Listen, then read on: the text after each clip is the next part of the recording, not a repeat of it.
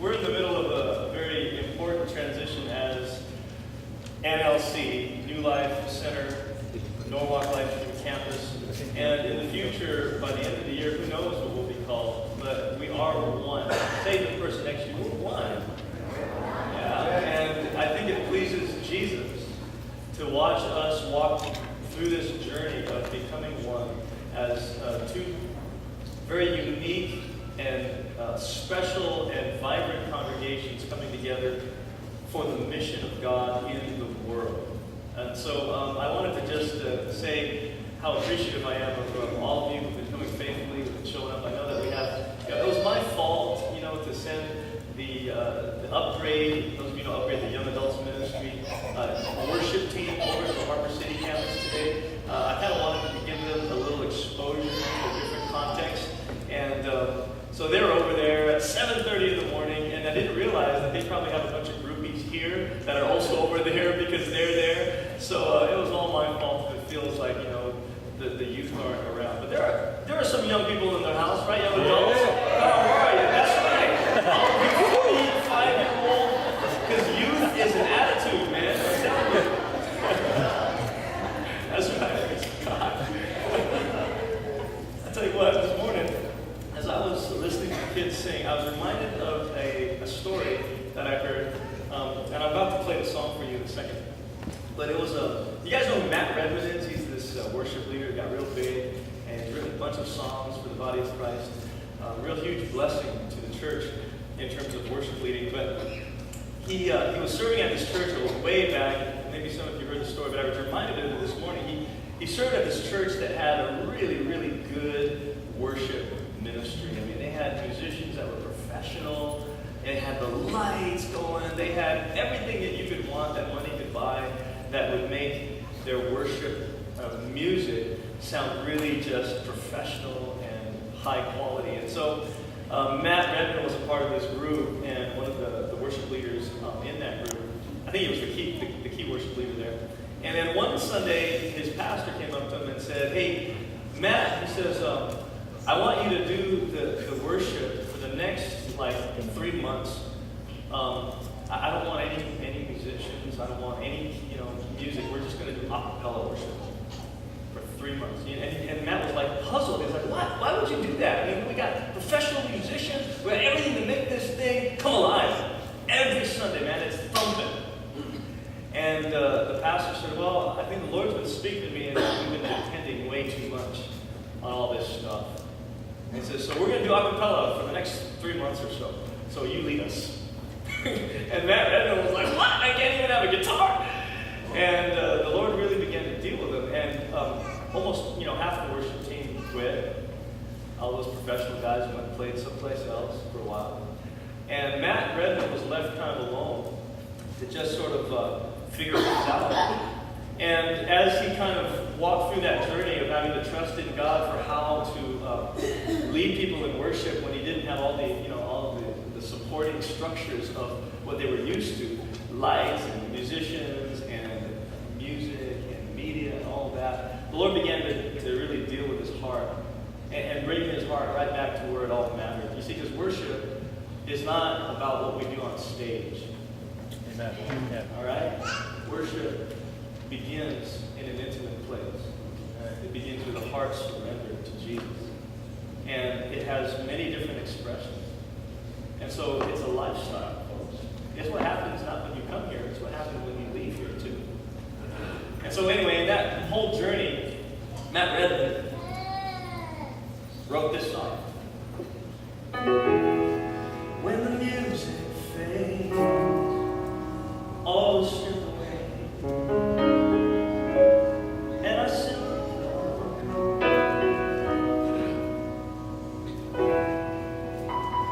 longing just to bring something that will bless your heart.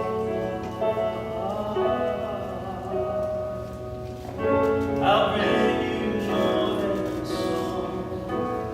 The song in itself is not what you have required.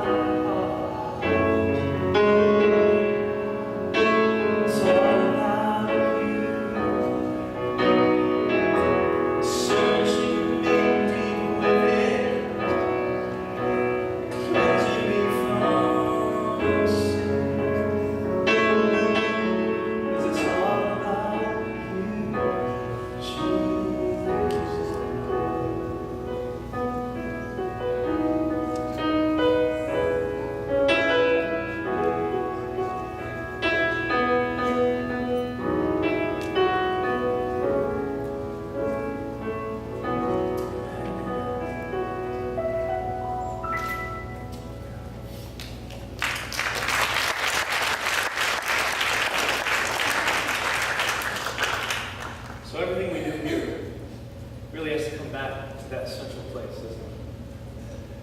This afternoon, this evening, we're going to be baptizing about 20 people. About 8 to 11 of them or so are kids, about this age, maybe a little older. One of them is my son, so I get to baptize my son this afternoon. And I'm really excited about that. And I want to tell you that when it comes to baptism, for many of you, you haven't taken that step. For many of you, maybe you took a step that didn't really mean a whole lot to you. That today is the day. You need to just show up. Bring your shorts, bring your swimsuit, and take the dive for Christ. Because bottom line is, everything in your life, as we're going to see today, it all focuses back on God's plan for you. And it begins with His love for you. And so this morning, I wanted to deal with this issue of family and being stuck in your family. And, Ron said it kind of interesting today was, we don't want you to be unstuck from your family, but listen, there are reasons that you, for some of you, need to be separate from your family for a while. And I'll tell you why in a second. We were at a party yesterday, a family party. I have some relatives from the Philippines that have come and visited. Actually, the sister of my wife, the third in line of her family. She's here from the Philippines, and her kids have, some of them for the first time here, haven't been here in so long. And so, it's the typical thing. When you have people coming from the family, what do you do when people for the first time show up from the Philippines in your family that haven't been here for the first time? You have handaan, right? Oh, let's go. Who couldn't we call? Auntie, we're having a party there tonight. Okay, let's go. And it's all spontaneous, right? It's not planned out. You just go. Okay, where's the next one? All right, over here. Let's go see Auntie So. Let's go see Uncle So-and-so, right? And then Disneyland, right? And then aquarium, and then whatever. And then In-N-Out. And then they were so upset about In-N-Out. They were like, it didn't have the taste that we thought it was going to have. Jollibee is always going to be the number one burger. In-N-Out is that, And they wanted to try In-N-Out burger. They wanted to try something else, and they were so disappointed. I can't remember. I'll remember if I remember. I'll tell you. But we were at this family party yesterday, okay? And you gotta understand, this is the step family of my wife. Okay, so her mom got married to another guy after she divorced her first husband, and now that side of the family is the family we're visiting. Okay, so I walk in and I see this Len, my wife's stepbrother, and this stepbrother of hers, I've known him for about maybe 15 years or so, and he was not in good shape back then. He was not in good shape 3 years ago. And I said, Len, his name's Lenuel. Lenuel, how you doing, man? Oh, I'm doing great. Can we hug like this? Now you gotta tell the story about Lenuel. Lenuel, his mom died when he was a young kid. His dad never got over the grief of his wife passing away, and Lenuel then, his dad sort of escaped through all kinds of craziness in life, and Lenuel was kind of, abandoned, neglected, and felt like his dad never cared for him growing up. And so by the time he got to high school and to college, he was kind of wasting his years, right? He was doing drugs. He got pretty heavy into drugs. In fact, they had to send him into rehab. He went to rehab at least twice, like major rehab, like 3 months of rehab, okay? But every single time, he came back and kind of relapsed and then kind of just, all right, there we go again, started the cycle all over again. You know how it is when you've got that one family member that just messes everything up in your family, yeah? You know who that family member is? Okay, don't raise your hand. Okay. You know who that family is? Mess everything up every day. When they come, all they do is create drama. Right? Now listen. If you don't know who that person is, okay, it's you.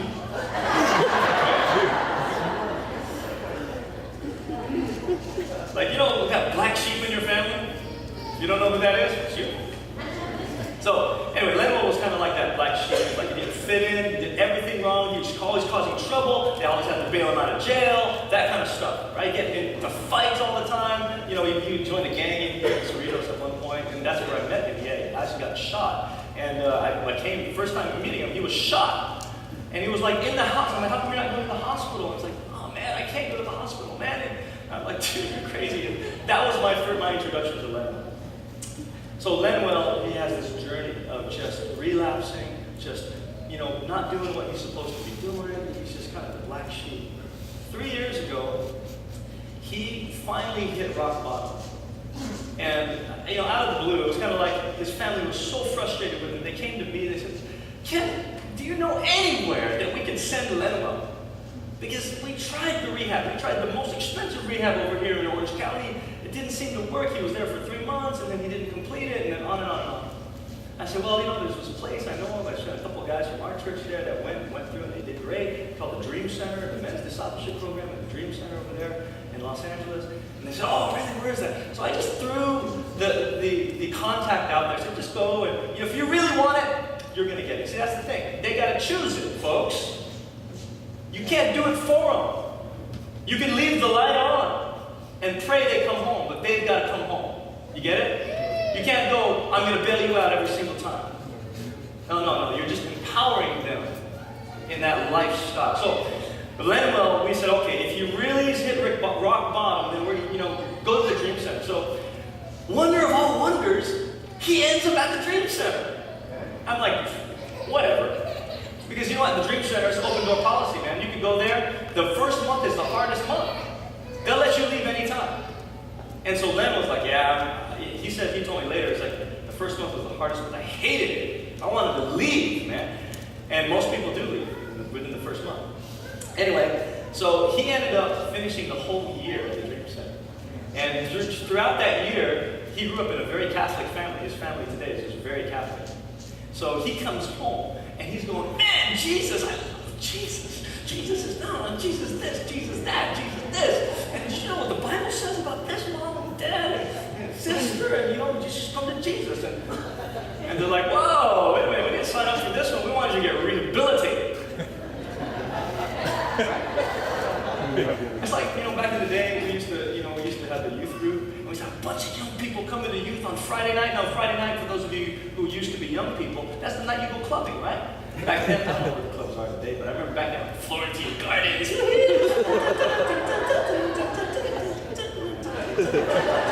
Back then in the 90s and the early late 80s, and everything like that, little boots. And so we would wonder, because we had all these young people coming to the church over there in Santa Monica. I know some of you remember that. And then we'd hear parents complaining that their kids are born again. And we'd be like, you know what?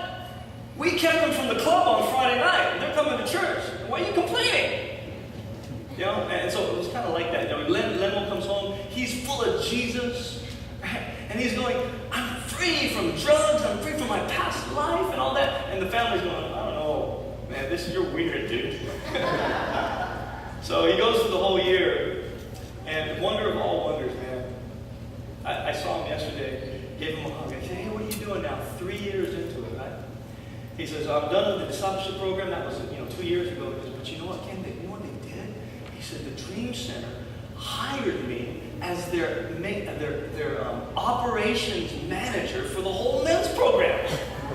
I'm like, you're kidding me. Man, I was so happy for him. I hugged him. I said, well, praise God. And we started sharing, started talking. And I sat back in that whole room of all the step family and some of the family again, and I began to feel joy inside. Because it hit me that sometimes in order for you to get unstuck in life, you got to leave your family. Sometimes to get unstuck, you're so in the environment that is empowering all the unhealthy junk in your life that you got to leave the environment and go someplace else so you can get unstuck. See, families have a way of putting us into roles. It's this whole idea of family systems, family systems theory, that every member of the family has a role to play. And we put you in the role because we need to survive, man. Right? So you get put in the role of whatever. Maybe you were the family clown. You were comic relief for the family. Some of you were that. That's why every time, we talk to you, you just joke around. And we love that. You're just so funny because that's the role you played in the family. Some of you were the parent, believe it or not. Yeah, you were expected to parent your parents. And then also your younger siblings.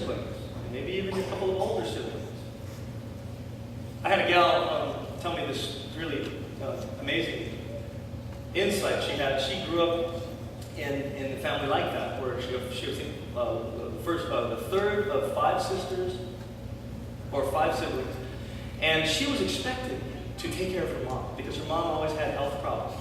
And this was like when she was in high school. She was taking care of her mom, making sure her mom was well fed, and if she couldn't cook, she would cook for her mom, and making sure that her mom made it to the doctor, making sure all the meds were all ordered in line in a row. She did this, and none of her sisters helped her with it, maybe one, whenever she couldn't do it.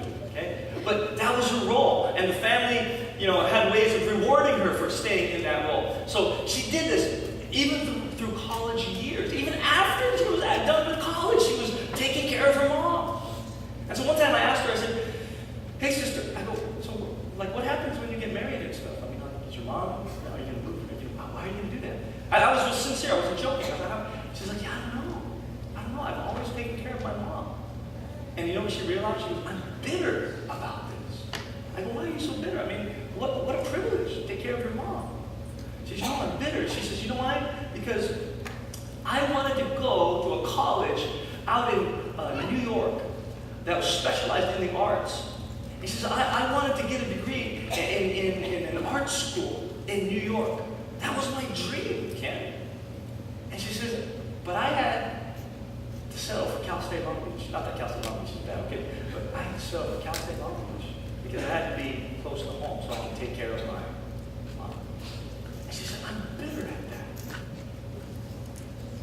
What happens when you're no longer there? When you're not there anymore? I don't know. So I try to encourage. But you see the power of family systems? They'll stick you in that role. And here's the thing. Here's where dysfunction comes into play. See, what's dysfunction? Well, it's when a family doesn't function right. Family is dysfunctional when they put you in the role. That's not wrong. Okay? We all have to play a role in the family for it to survive. Many of you are still here today because you played your role well. But the reason the dysfunction comes into play when you are no longer now needed to play that role. Say you were the parent, for example. Let's say you were a young girl in college and your family put you in the role of parent. So you parented. You were the mom for everybody. Everybody looked at you. "Ate, can you cook me dinner? Ate, can you do this? Ate. And you, "Okay, yeah, sure." And you did all this for your whole life.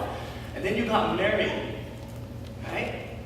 And you got married, and then you're no longer with the family because you had to move because your husband was in the military, and you moved all the way to another side of the world.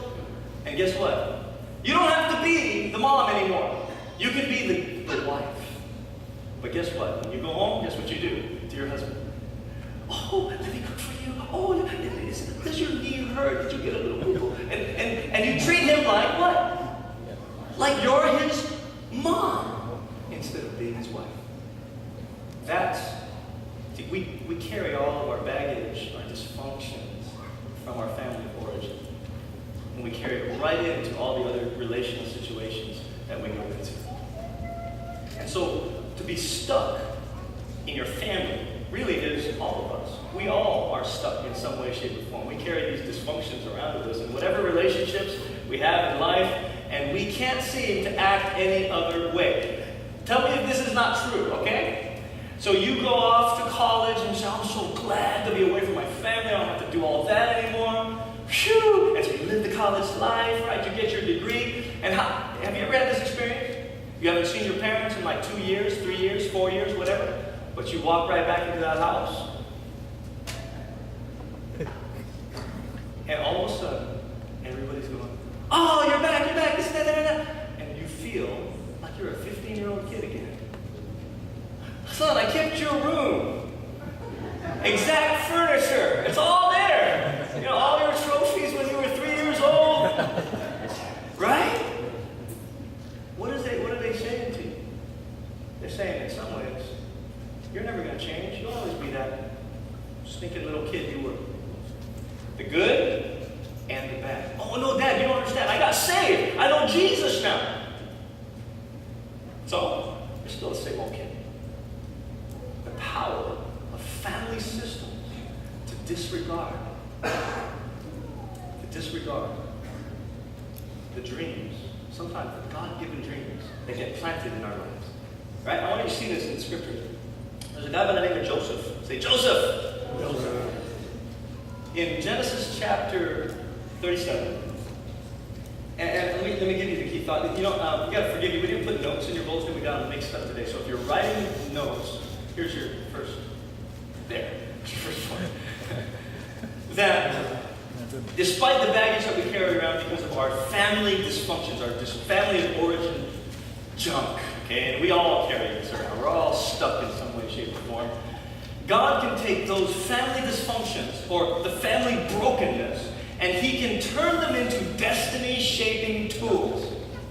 He can turn the tragedies in your family into redemptive legacies. I don't care how long you've been living with it. He can take the shame that has come out of your family past, and He can transform them into testimonies of restoration and hope. Tell the person next to you, amen. I believe that. Our part in the process is we have to walk a pathway. Okay, notice this is not a formula that we apply. This is a pathway we need to learn to walk. And it's the pathway of reconciliation. I want to see this in the whole life of Joseph here. So we're going to kind of take a bird's eye view of Joseph's life in the Old Testament. If you remember, Joseph was a family. He was like the second youngest of 12 siblings. Right? Now, if you grew up in a family of 12 siblings, man, you'd have some serious problems too. Okay? Jacob was the father. He had 2 wives and a couple other, I guess, 2 other wives that they considered wives back then. And through them, he had 12 kids. All of them were boys. And so these boys now would grow up and represent the 12 tribes of Israel, right? So let's dive into their family story here, and let's discover some things. In Genesis 37, it starts out saying Joseph, or this is the account of Jacob. Now Jacob is the father, right? He's the patriarch. And Joseph, his son, was a young man of 17. He was tending flocks with his brothers, son of Bilhah and sons of Zilpah, his father's wives. And he brought their father a bad report about them. So basically, Joseph was one of those tattletales in the family, right? He watched what the brothers were doing, and he said, you guys are dead. And he would run home and go, Dad, did you see what the brothers are doing? Da-da-da-da-da, da-da-da-da-da. And Jacob, now here, check this out. Israel, or Jacob, loved Joseph more than any of his other sons. Right? How many of you were your mom or dad's favorite? Okay, don't raise your hand, because we'll hate you. Right? We'll all hate you. Okay. So, how many of you were your mom or dad's favorite? Right? Okay? So you think of your family and your brothers and sisters. Yeah, I don't know if I was the favorite. No, I was treated as kind of the ugly duckling or whatever. Well, Joseph was the favorite, and because he was favorite, because he'd been born to him in his old age, and Jacob made this richly ornamented robe for Joseph. Okay? He went to Beverly Hills and he said, Joe, we're going to buy you Armani. The rest of your brothers can wear Gap. Okay? We're going to buy you Armani, and it's going to be a colorful Armani. That looks beautiful on you. And he gives him this beautiful Armani suit. And then the brothers saw this. They saw that their father loved him more than any of them, and they hated him because they could not speak a kind word to him. Okay, so there's that first indication of hatred, right? Then Joseph had a dream. Sorry about that. There we go. Joseph has a dream, and he told it to his brothers. Wrong move. Okay, he says, where is it here? Okay. He said to them, listen to this dream I had. We were binding sheaves of grain out in the field when suddenly my sheaf rose and stood upright while your sheaves gathered around mine and bowed down to it. Isn't that a great dream, guys? His brother said to him, do you intend to reign over us? Will you actually rule us? Here's the second indication of hatred. And they hated him all the more because of his dream and what he had said. And then he has another dream. Like to add insult to injury, right? He has another dream, and he told it to his brothers. Dude, what are you doing? You're committing suicide, right? He says, listen, I had another dream. And this time, the sun and the moon and 11 stars were bowing down to me in my Armani suit. Now see, in the ancient world, sun, moon, and stars were deities. So in some ways, Joseph is going, I'm all that, dude. Oh my God. What do you think about me? Now, if you're his brother, what would you think about him? When he would, let me out. So he tells his father, verse 10. His brothers, sorry about that. He told his father as well as his brothers. His father rebuked him. He said, what is this dream you had? Will your mother and I and your brothers actually come and bow down to the ground before you? You're smoking something, kid. What are you saying? This is not right. This is not how a rational 17-year-old in our culture thinks. He says, his brothers then were jealous of him, but his father kept the matter in mind. Interesting. We start, now you got to understand, this is not just any old family, okay? This is the family that God is going to use to bring to birth the nation of Israel. This is a covenant family that lives in covenant relationship with God. And the first thing you see about their family life is tension, dysfunction, favoritism, jealousy, and what we're about to see in a second. So, very nice dysfunctional family. They need to make a reality show out of this one. First thing you need to do when it comes to getting unstuck from the dysfunctions of your family is acknowledge the need for reconciliation. Acknowledge the need. Because most families go, they'll just take care of itself. The family system will just take care of itself the way it handles all kinds of conflict. And instead of intentionally walking the path of reconciliation, we just kind of let our family system do the work. And it just sometimes makes things worse, right? Okay, so acknowledge the need for reconciliation. Notice that in this particular family, there's sibling jealousy. Okay, not because of Joseph's dream. Why is there jealousy? Because they know, the brothers know, that Jacob loves Joseph more than all of them. This is Jacob's fault, folks. It's the dad. So if you want to blame anything on anybody, just blame your dad. Right? That's how it always works. And when Joseph has this dream, he actually makes things worse. It's like the family refuses to validate his dream. And because they refuse to validate his dream, it makes their family dysfunction even worse. Families have a tendency to do that, don't they? And so what happens? What happens? Family invalidates Joseph's dream. The dysfunction starts to go underground. And guess what the brothers start to do to Joseph? They start planning on how they can eradicate this obstacle to their family system. They have now seen Joseph's dream as a threat. Listen, the dream that God gives Joseph, we all know at the end of the story, comes true. This is a God-given dream. Joseph just shared it at the wrong time. And so, you got to realize that Joseph's dream is from the Lord, and that God is committed to fulfilling that dream. But the family system heard the dream and said, no, I don't think so. And things just get worse. So, when you think about the dreams that God's put in your heart, they're not about you. All right? Some of you dream, you go, someday I see myself on American Idol. Someday I see myself doing this. And your dream, it's like something you pulled out of the sky, man. It doesn't fit your life. Okay, I'm not talking about those kind of dreams. There are some of you that God has given this vision of what I can possibly become. And then that vision is in direct competition with what your family says you should become. Come on now. Okay, so I want you to study hard. I want you to get A's. No, because nowadays you don't just get A's. You get a 4.5. Right? Gone are the days of 4.0. Oh, you need a 4.3, a 4.4, and a 4.5 in AP classes.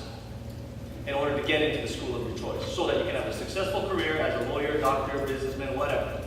This is your family's dream for you. Joseph, at 17 years old, gets a glimpse of God's dream and says, oh, but no, it's not about Job, is it? Because at the end of the story, it's bigger than Job. It's not just about people bowing down to Job. It's about God using Joseph to accomplish his redemptive purpose in the world. God is inviting Joseph to complete his mission in the world through the dream. That's what dreams are about. They're an invitation for you to join God's redemptive work in the world. And your family's going to misinterpret it almost every time. Almost every time. Now, if you're part of a good family that is Christ-honoring, then maybe they'll go, okay, yeah, great. But honestly, really, I'm a pastor. And if my son were to come to me, like at 17 years old and go, Dad, I want to be like, a missionary. I'd be like, let's define missionary. You need to get a good tent-making career, like, maybe in medicine. And then maybe you can become a missionary, right? I mean, we all have struggles with that. But don't confuse God's dream about just being about you. It's more than about you. And for some of you, so here's what happens to Job. Job goes, I got this dream, and his brothers, what do? They say, we're getting rid of you, buddy. We don't want to hear your dream. They throw him in a pit. They lie about what happens to him to their dad. They said, hey, we'll kill this goat. We'll put the blood on this Armani suit, and we'll show it to Dad. And Dad thinks he's dead. Dad thinks Joseph is dead. But what happens to Joseph? They sell him. Can you imagine that? It's like, what do we do with you? Kill you? Or sell you into slavery? I don't know. Imagine having to choose between that. They chose the better of two evils. Let's sell him to slavery.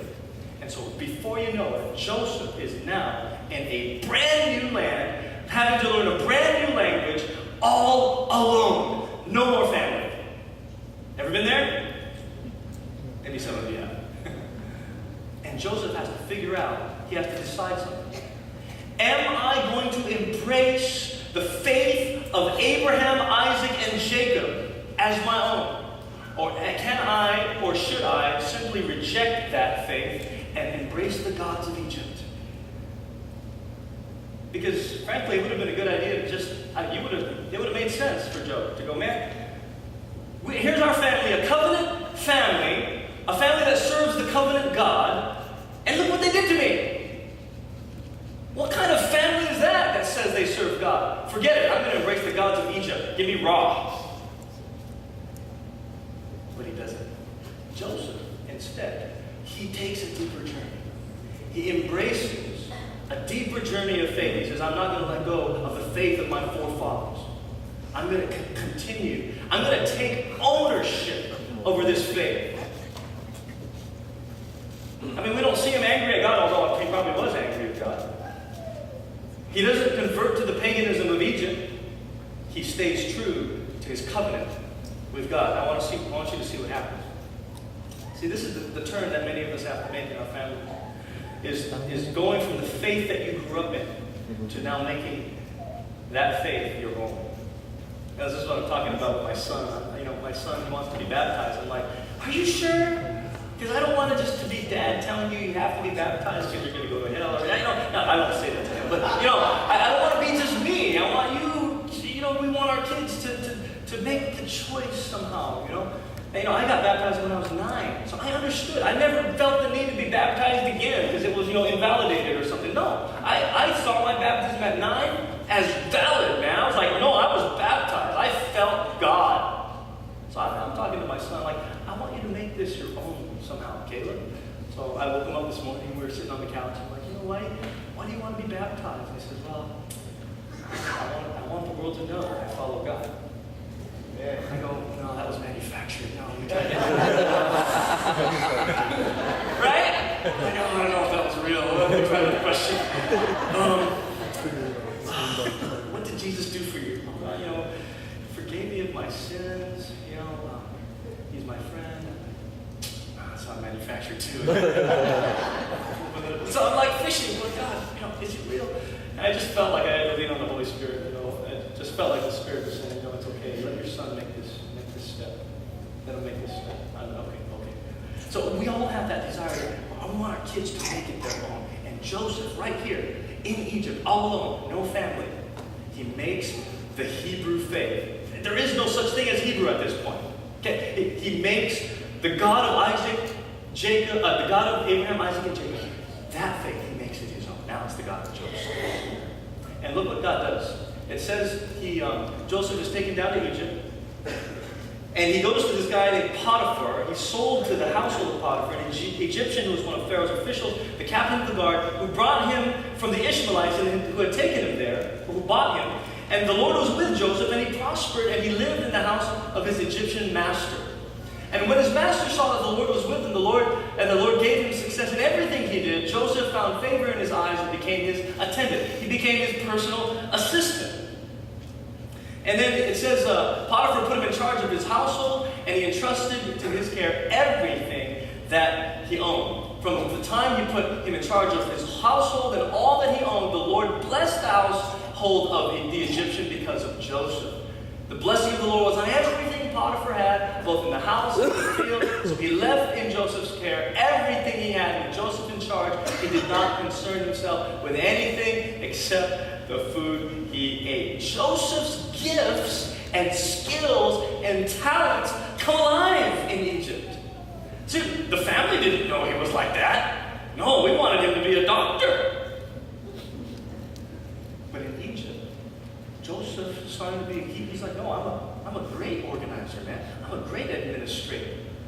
I'm good at this. Look, Potiphar doesn't have to worry about a thing.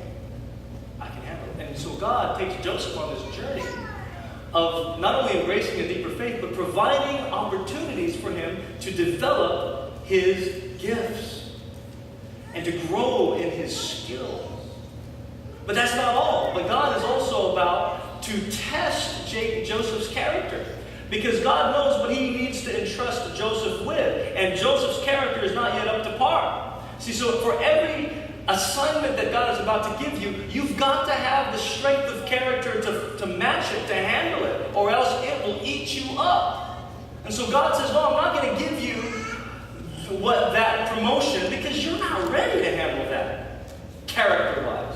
So God says, I'm going to test Joseph. I'm going to test and put his character to the test. And usually character tests involve what?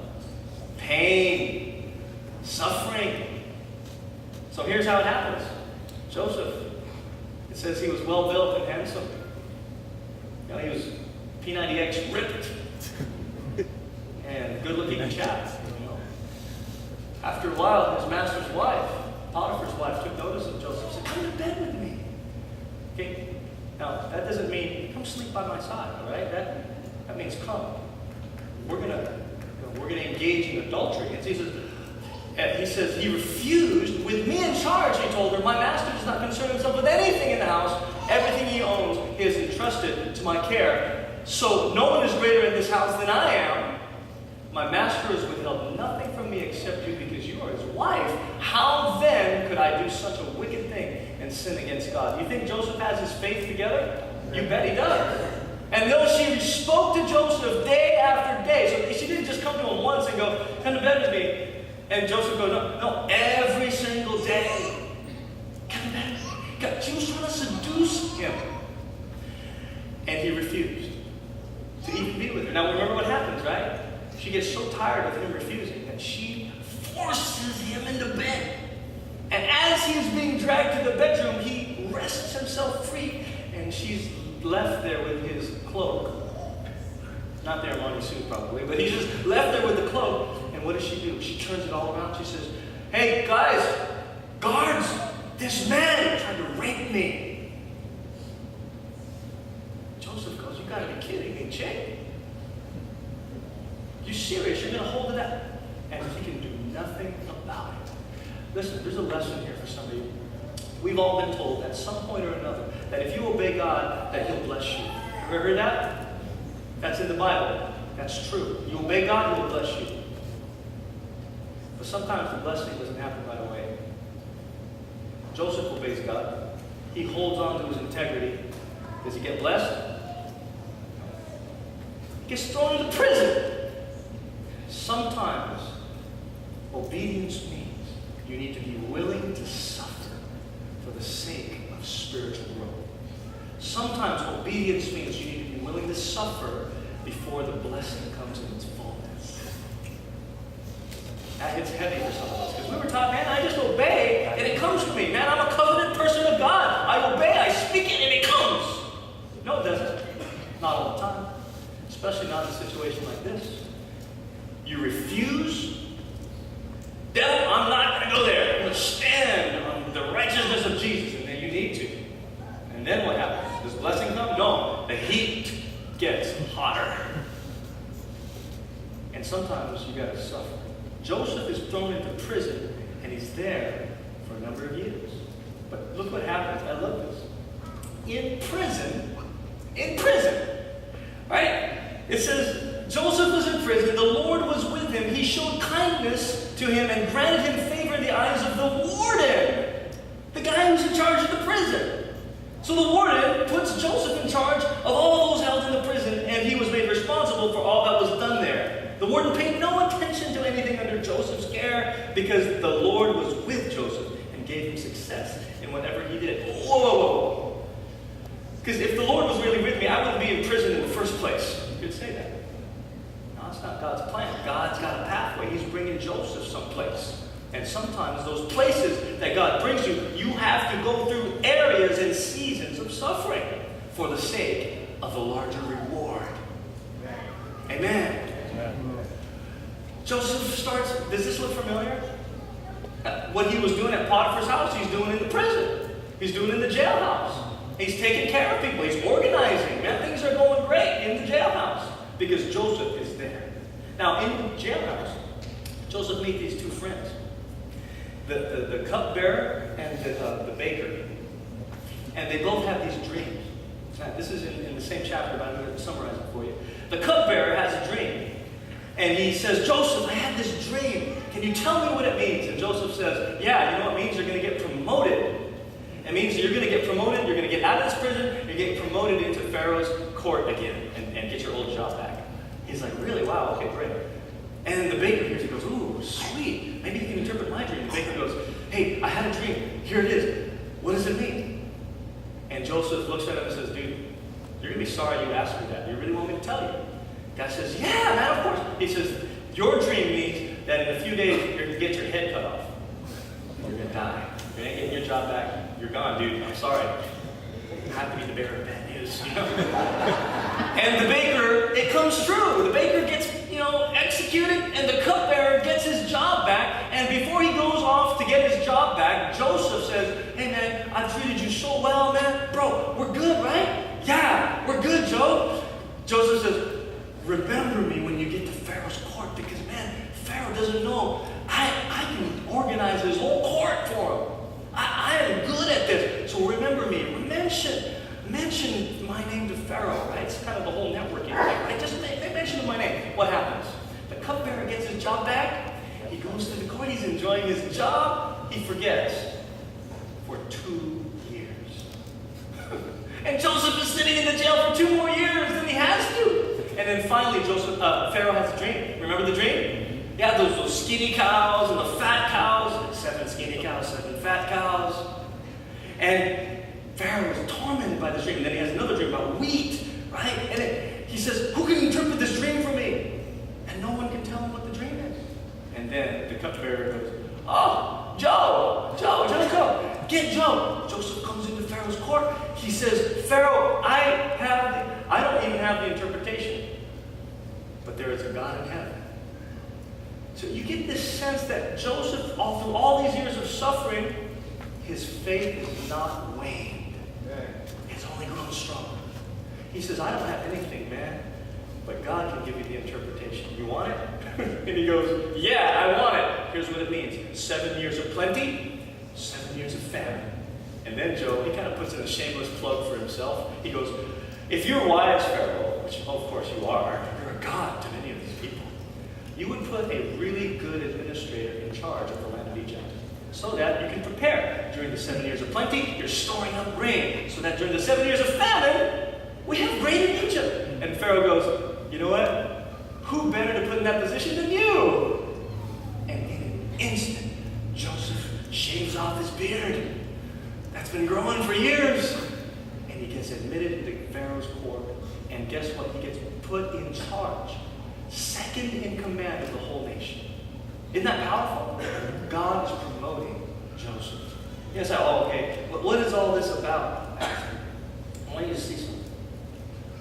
The 7 years of abundance in Egypt came to an end, and the 7 years of famine began. So Joseph, he's stockpiling all this food. It even says that they stockpiled so much food that they stopped counting.